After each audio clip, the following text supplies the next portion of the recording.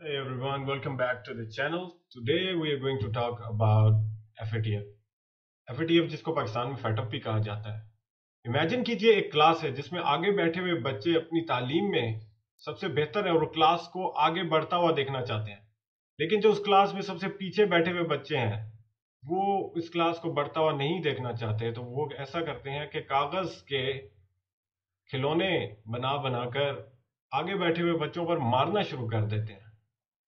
अब आगे बैठे हुए बच्चे इस चीज से तंग हैं तो वो अपनी टीचर को कहते हैं कि भाई इस चीज का कुछ किया जाए। तो टीचर अगर इस चीज पर गौर करती है तो उसको ये नजर आता है कि पीछे बैठे हुए बच्चे तो अपने कापियों के पेज फाड़ फाड़ कर खत्म कर चुके हैं, तो इनको मजीद कागज मिल कहाँ से रहा है। तो उनको ये मालूम पड़ता है कि दरमियान में बैठे हुए कुछ बच्चे अपने कागज अपने कापियों से फाड़ फाड़ कर इनको दिए जा रहे हैं, जो कि जिनके खिलौने बनाकर अगले बैठे हुए बच्चों को मारा जा रहा है और उनको उनकी प्रोग्रेस से डिस्ट्रैक्ट किया जा रहा है। तो टीचर ऐसा करती है कि बाहर से एक आदमी जिसको आप पीएन कह दें उसको लेकर आती है और उसको कहती है कि तुमने उन लड़कों पर या उन बच्चों पर नजर रखनी है, उन क्लास के बच्चों पर नजर रखनी है जो कि अपने कागज फाड़ फाड़ कर अपनी कॉपी से दूसरे पीछे बैठे हुए बच्चों को दे रहे हैं, जो खिलौने बनाकर आगे बैठे हुए बच्चों पर मार रहे हैं। क्योंकि इस फसाद को खत्म करने का सिर्फ एक ही तरीका नजर आ रहा है कि उस कागज को कंट्रोल किया जाए जो कि पीछे बैठे वाले बच्चों तक पहुंच रहा है। तो इस केस में वही पीएन जो है वो एफएटीएफ का काम करेगा, क्योंकि FATF financial action task force वो इदारा है जो कि पूरी दुनिया में illegal money laundering, black money, unaccountable money के फ्लो को रोकती है, उस पर खास नजर रखती है। एफएटीएफ को बनाया गया था इस मकसद के लिए कि इलीगल ड्रग्स, ह्यूमन ट्रैफिकिंग और उससे रिलेटेड क्राइम्स जो कि ऐसे पैसे, ऐसी मनी लॉन्ड्रिंग के जरिए से ही हो सकते हैं, उनको रोका जा सके। लेकिन बाद में टेररिज्म एक्टिविटीज भी इन क्राइम्स का सबसे बड़ा इशू बन गया। Now terrorist organisations are one of the biggest organised crimes on this planet. ये इस हद तक बढ़ चुका है कि अब एफएटीएफ का सबसे बड़ा मकसद ही टेररिस्ट ऑर्गेनाइजेशंस को रोकना है। 2008 में उसामा बिन लादेन के पाकिस्तान से निकलने के बाद पाकिस्तान ऐसे इदारों की नज़र में आना शुरू हुआ। ऐसे इदारों ने पाकिस्तान पर कड़ी नज़र रखी कि यहाँ से जाता हुआ पैसा, यहाँ से फ्लो करता हुआ पैसा किसी तरह से दहशतगर्द तंजीमों के पास जा रहा है और ऐसी दहशतगर्द तंजीमें उसी पैसे को इस्तेमाल करते हुए उनके अपने मकासद पूरे कर रही हैं। अब उस पैसे को रोकने के लिए सबसे पहले ज़रूरी है कि पाकिस्तान, जो कि ऑन पेपर अमेरिका का एलाय है, पाकिस्तान ने सीटो सेंटो एग्रीमेंट साइन किया था। Pakistan was not a neutral state in Afghan war. As an ally Pakistan should, as you know, do more. Pakistan को डू मोर का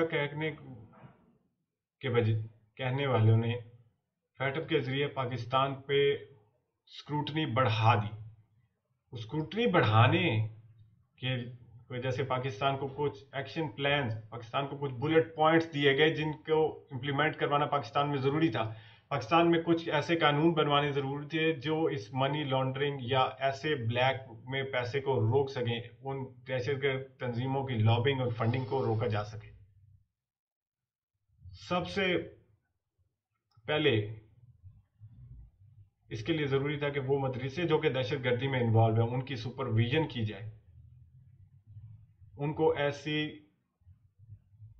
दहशतगर्द मकासद से दूर लेके जाया जा सके, और ये गवर्नमेंट सुपरविजन के बगैर मुमकिन नहीं था। तो ऐसे एक्शन प्लान्स में तो पाकिस्तान ने असर कर दिया। पाकिस्तान ने अपने वो ज़मीनें जो कि ब्लैक माफिया या टेररिस्ट ऑर्गेनाइजेशंस के पास थी वो भी ले ली गई, लेकिन फिर भी पाकिस्तान उसमें मुकम्मल तरह से कामयाब नहीं हो सका। इसी सूरत हाल को देखते हुए कि पाकिस्तान मुकम्मल तौर पर इस चीज़ पर अमल नहीं कर रहा, पाकिस्तान को ग्रे लिस्ट में डाल दिया गया 2018 में।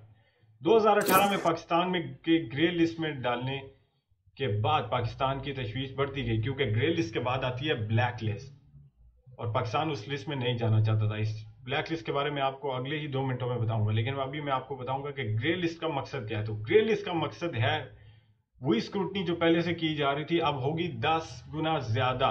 ऑन साइड और ऑफ साइड इंस्पेक्शंस, उन चीजों को खास निगाह से देखा जाएगा कि ये पैसा कहाँ से जनरेट हो रहा है और ये पैसा जा किधर रहा है। अगर ये पैसा जो कि अनअकाउंटेबल है, ये बैंकिंग ट्रांजैक्शन के थ्रू नहीं जा रहा, तो हुकूमत इस पर एक्ट क्यों नहीं कर रही। और FATF ना सिर्फ इस पर अमल दरामद कराना चाहता है, बल्कि एक्चुअली में वो एक्शन प्लान भी बनाकर देने को तैयार होता है, जो कि किसी हुकूमत या किसी मुल्क के लिए ज़रूरी है। तो पाकिस्तान को एक नया 27 पॉइंट्स पर मुकम्मल शुदा एक नया प्लान बनाकर दिया गया, जिसमें मदरसों पर ख़ास नज़र, टेररिस्ट ऑर्गेनाइजेशंस के लीडर्स पर ख़ास नज़र, उनकी जो है वो आम क्रिमिनल एक्टिविटीज़ से उनका लिंक, पुलिसिंग, इन सारी चीज़ों में नए कानून अमल दरामद लाए गए।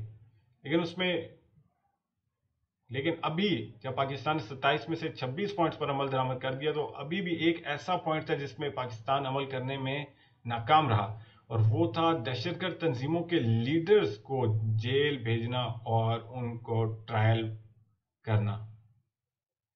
हमारे वज़ीर ख़ारजा शाह महमूद कुरैशी ने FATF के मुतालिक बयान दिया कि हम उस 27वें पॉइंट पर भी अमल दरामद करने की तरफ जा रहे हैं।